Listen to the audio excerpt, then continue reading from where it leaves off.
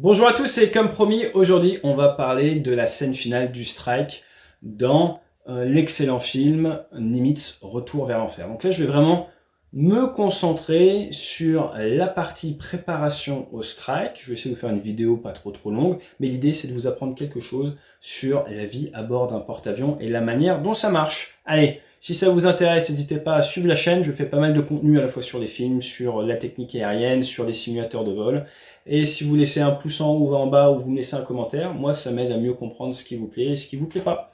Donc ça vous permet de participer au succès de la chaîne et à la création de contenu. Allez, on n'attend plus, jingle. Nous voilà donc, je sais pas si c'est le soleil levant ou couchant, mais on a notre USS Nimitz. Très belle vue, sûrement prise d'un hélicoptère. Alors là, qu'est-ce qu'on voit? On voit le hangar, on voit les avions, là ça ressemble à du Crusader d'un côté, avec les ailes repliées. Donc, vous voyez, les ailes se replient de manière différente. Le Rafale, par exemple, lui, on ne replie pas les ailes. Le Super Étendard, on replie les ailes. Mais le Rafale est fait avec des composites bizarres, des matériaux assez compliqués. Et du coup, il a une envergure qui n'est pas trop forte. Donc on le garde comme ça, pas besoin de replier les ailes. Et ça pose pas plus de soucis que ça pour le nombre qu'on a à bord du Charles de Gaulle. Quand vous vous baladez dans le hangar, et c'est complètement autorisé de se balader de manière normale sans équipement de protection sur le hangar, par contre notre camarade ici devrait avoir un casque, voire même lui devrait être relié maintenant au plafond. Alors à cette époque-là, non, mais on a changé nos procédures de travail en hauteur depuis, et maintenant tout est très réglementé, il faut faire attention. Mais vous pouvez vous balader dans le hangar comme ça, sans protection, sans rien, c'est d'ailleurs assez sympa et c'est un bon moyen pour rencontrer les mécanos, apprendre des choses sur vos avions, et permettre un petit peu de renforcer la cohésion au sein de l'unité. L'autre avantage d'aller dans le hangar, c'est qu'il y a du matériel de sport. Dans l'armée américaine, il y a carrément des salles de sport dans le hangar, c'est juste génial. Dans l'armée française, vous allez retrouver tapis de course à pied, vous allez retrouver home trainer du cyclisme, des choses comme ça possibles dans le hangar. Et c'est sympa de faire du sport dans le hangar parce que vous voyez, on a les grandes portes des ascenseurs et ces portes-là sont généralement ouvertes, ce qui crée des flux d'air et ce qui rend les hangars comme une zone où vous avez l'impression un peu d'être dehors, où vous voyez un peu l'extérieur. Donc c'est sympa parce que le bateau, sinon c'est comme un gros sous-marin, faut pas se leurrer. On n'a pas vraiment de fenêtre sur mer, c'est pas un Costa croisière. Alors, qu'est-ce qu'on voit d'intéressant? La tenue classique de l'US Navy, moi quand j'étais en formation là-bas, ou quand on a nos officiers d'échange qui sont en formation là-bas, on prend là une combinaison américaine, elles sont assez sympas.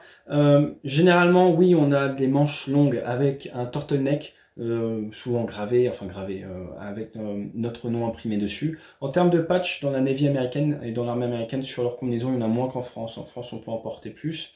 Généralement, on va avoir le name tag sur le côté droit avec vos ailes et votre nom et votre groupe sanguin. Là, vous allez avoir la wing. Donc la wing, c'est de quel groupe aéronaval vous appartenez. Ensuite, vous allez avoir l'unité, généralement sur l'épaule. Et puis, vous pouvez rajouter des patchs du genre nombre d'appontages, nuggets, ce genre de choses. Mais c'est quand même assez structurant. Dans la marine française, on a tendance souvent à être un peu plus cool.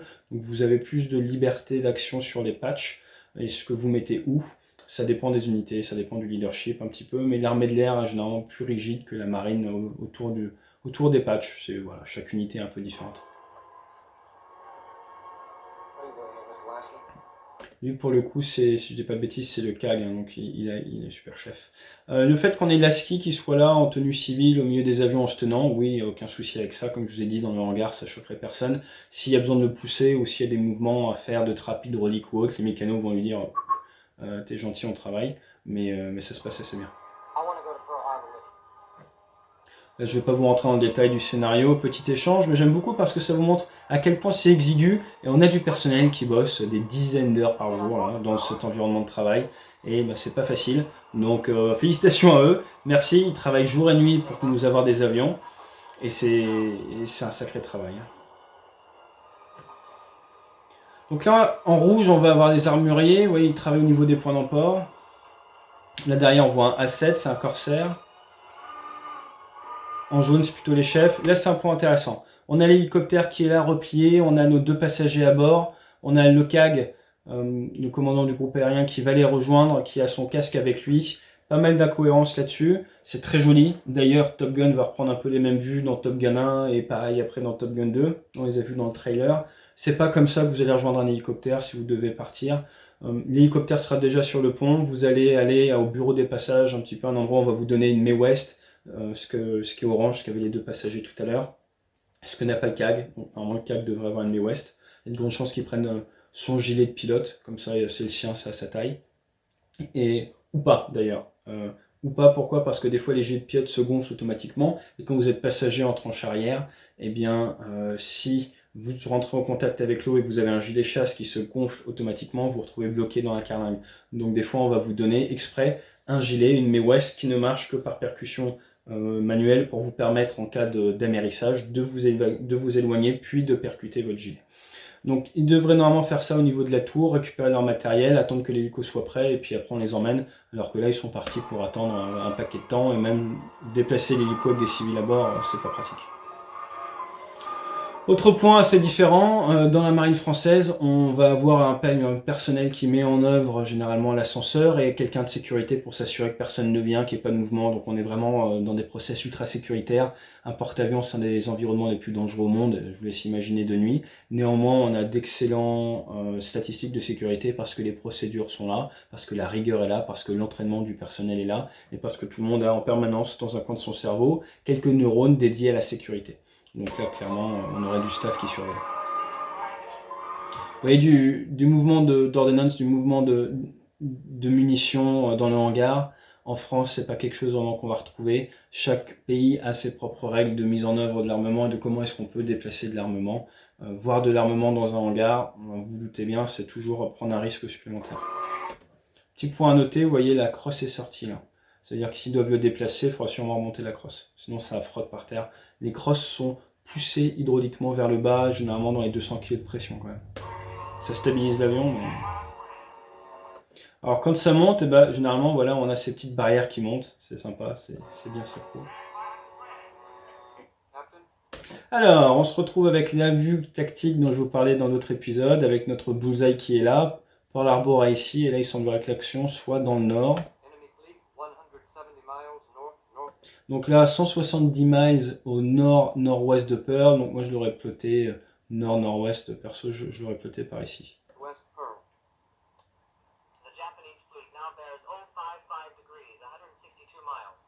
Et il semblerait qu'il soit dans le 005 pour 162 miles du bateau, apparemment. Mais il manque un tout petit peu d'infos pour être sûr. L'hélico est déjà prêt. C'est pour me faire mentir. Ou alors ils ont fait un cut. Ou alors c'est un film. Donc il est parti, et là maintenant qu'est-ce qu'on voit? On voit qu'ils sont en train de monter des bombes directement sur les avions. Donc là c'est de la bombe ancienne à l'ancienne, hein, de la dumb bomb comme on dit, de la bombe bête. Pas de kit de guidage laser, pas besoin de la guider laser, pas de guide de guidage GPS, surtout à cette époque-là. Donc on est sur de la bombe qui partira en fonction de vos calculs au moment où vous appuyez et qui ira balistiquement à l'endroit où elle est censée aller en fonction des paramètres de tir. En rouge, donc je vous ai dit, c'est nos armuriers. Oui, ils ont tendance à vraiment baisser la tête. Hein. C'est un environnement où il y a beaucoup de choses pour se cogner. Donc on fait attention.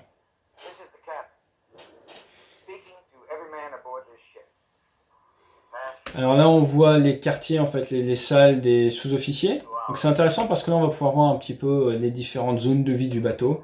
Donc je pense que c'est un point intéressant à partager. Ça n'a pas tant évolué que ça. Hein. Donc le porte-avions français est peut-être un peu plus classe. Hein. Charles de Gaulle est un peu... Je trouve qu'il fait moins navire de guerre que ce qu'on peut retrouver du gris sur gris, des navires de guerre américains comme le Truman que j'ai connu. Mais c'est quand même assez austère. Donc ce qui est important de noter, c'est que chaque type de grade en fait est rangé, ne se mélange pas dans les zones de vie pour permettre à chacun d'être entre soi et ne pas avoir la pression du rapport hiérarchique au quotidien dans sa zone de vie. Donc là on a vu la zone, voilà, ça c'est chez les officiers, vous voyez c'est un style un peu différent, petit verre pour boire, tout ça, il y a généralement un petit bar, mais chaque zone de vie, et plus vous montez haut en grade, plus le confort est sympa. Les bateaux, hein, peinture sur roue égale propreté, mais on fait beaucoup de postes de propreté. Ça permet de maintenir le bateau nickel, hein, c'est quand même le bateau du contribuable, et ça permet également de garder une certaine discipline à bord. Alors, travail sur moteur, ça c'est énorme. Un grand merci à tous les techniciens qui travaillent sur les moteurs et les motoristes. Un avion de chasse sans moteur, ça plane pas bien, pour plein de raisons. Un avion de ligne, on a dit, ça plane bien, mais voilà, quand vous avez un avion de chasse, par exemple un monomoteur, comme le super étendard, votre seule assurance vie, c'est vraiment le réacteur. Le mot réacteur lâche, bah, vous pouvez être John Wayne, même Chuck Norris serait obligé de s'éjecter à un moment. Donc il n'y a pas le choix. On est très demandant sur nos moteurs dans l'aviation de chasse, et ça décolle, on est tout de suite à fond après peu de réchauffage de la machine, on va être à fond, on va jouer au gaz, au combat aérien, on n'arrête pas de bouger, bref, on est assez violent au moment où on touche, on met plein gaz, enfin, on n'arrête pas de solliciter le moteur, bien plus qu'un moteur d'aviation de ligne. Je vous ferai une vidéo où justement je compare la vie un peu des deux, j'étais passé chez Safran, on leur parlait de ça, mais c'est très important de comprendre que les contraintes sont énormes sur un moteur militaire. À partir de là, il y a énormément de maintenance préventive, il y a énormément de visites, et les mécaniciens passent un peu leur vie à démonter les moteurs pour aller travailler dessus, pour faire des visites, pour s'assurer qu'on ait des moteurs fiables derrière et qui soient bons pour la mission. Donc là, vous voyez, ça prend du monde, hein. Là, on a donc des mécaniciens qui travaillent fonction des horaires, fonction des spé et tout. Le dress code peut être différent et il est classique de voir des gens travailler en t-shirt hein, dans le hangar, ça dépend un peu du commandement. Mais des fois, on nous demande il faut que le t-shirt soit un t-shirt de l'unité ou du bateau. Mais il y a un moment, il faut quand même, les gens bossent énormément. Il faut savoir lâcher un peu de lest et garder des points de leadership en tant que chef sur les choses vraiment importantes. Si vous êtes là à embêter les gens parce qu'il a mis le patch à gauche alors qu'il faut le mettre à droite, ok, c'est bien, mais une remarque, deux remarques ou trois remarques dans la journée, vous attendez pas à ce que les gens après soient des bons followers. Mais ça, c'est un autre problème. Ça, c'est la cantine, le carré pour les personnels, les enlisted, qui passent à ce qu'on appelle la rampe, ils récupèrent la nourriture, et puis ils peuvent manger tranquillement. Sur porte-avions américain, il y a plus de repas, généralement que sur porte-avions français. Vous avez le petit-déj, vous avez le déjeuner, vous avez une collation dans l'après-midi, vous avez le dîner, et vous avez également réouverture des cuisines aux alentours de 23h ou minuit, pour les personnes qui prennent des cartes de nuit. Donc c'est assez sympa, et c'est généralement une bonne tradition quand on est officier de liaison sur porte-avions américain. Vous allez manger à 23h30, c'est un vrai petit-déj, hein, c'est des œufs, des machins, et après vous allez dormir, et vous dormez bien pour le coup. Ça c'est le labo photo, pardon, le labo météo. HS9, Helicopter Squadron numéro 9, c'est l'escadron d'hélicoptères numéro 9, à l'époque qui était sur Seeking. Et ça c'est une ready room, c'est une salle d'alerte. Il y a différentes salles d'alerte qui appartiennent à différentes unités. Donc ça, on voit la ready room d'une autre unité d'avion de chasse, avec les officiers les plus anciens devant, et en termes de qualification, eh bien, plus vous êtes jeune, plus vous êtes au fond. Le commandant est devant avec son trio de tête, commandant en second, chef des opérations, avec également les chefs de patrouille, et maintenant, bah, plus vous reculez, moins les gens sont qualifiés, à la fin, vous avez les jeunes équipiers, les nouveaux arrivants.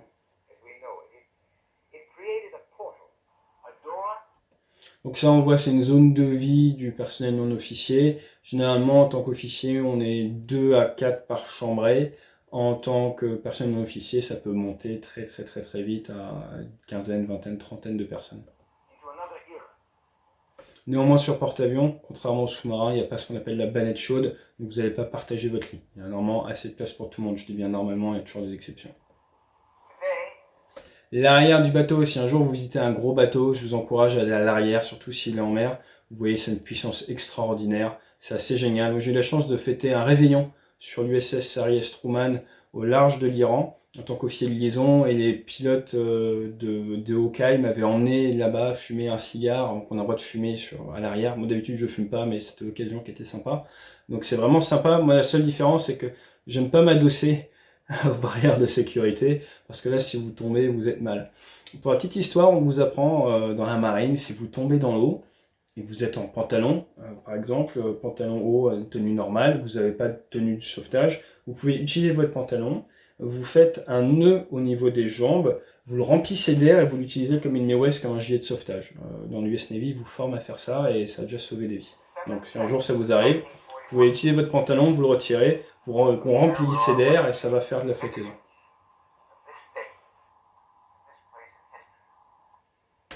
Ça c'est le VF-84, donc l'unité qui est sur F-14A à ce moment-là dans l'histoire. Avant ils avaient des F-4, des fantômes. Ce qui est intéressant de voir, c'est qu'il y a beaucoup de monde. Pourquoi il y a beaucoup de monde? Parce que c'est une unité avec des RIO, Radar Interception Officer, donc on a à la fois des pilotes et des NOSA, donc ça fait tout de suite beaucoup de monde dans l'unité. Vous avez également des officiers, qui sont en tenue plus classique. Ça peut être les officiers renseignements, les officiers plus administratifs ou les officiers mécaniciens en charge des mécaniciens, tout ça. Il y a peu de mouvements à l'intérieur de ces ready rooms. C'est des espaces généralement classés assez haut en termes de classification OTAN, donc tout le monde ne peut pas rentrer, il faut les autorisations spéciales. Et c'est là où nous, en tant que pilote, on va passer l'énorme majorité de notre temps. C'est là où on va vivre, on a notre siège personnel, et c'est là où on va travailler, faire nos dossiers, préparer nos missions, même souvent, même s'il y a une zone de préparation de mission, on va un peu bosser là.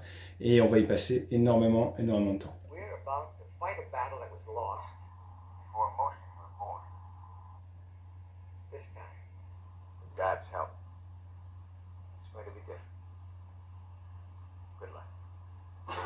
Bonne chance. Les écoutilles, alors ça, voilà, des passages comme ça, des trous d'hommes ou autres, on en a plein dans la marine. Vous doutez bien, l'idée c'est de les refermer, comme ça s'il y a un souci, une voie d'eau ou autre, ça permet de garder un maximum d'étanchéité du bateau. Il faut savoir se repérer dans un bâtiment, même en cas de nuit ou en cas de fumée, donc c'est pas forcément évident au début. Et des fois, moi, pour accéder à votre chambre, il faut passer dans ce genre de trou.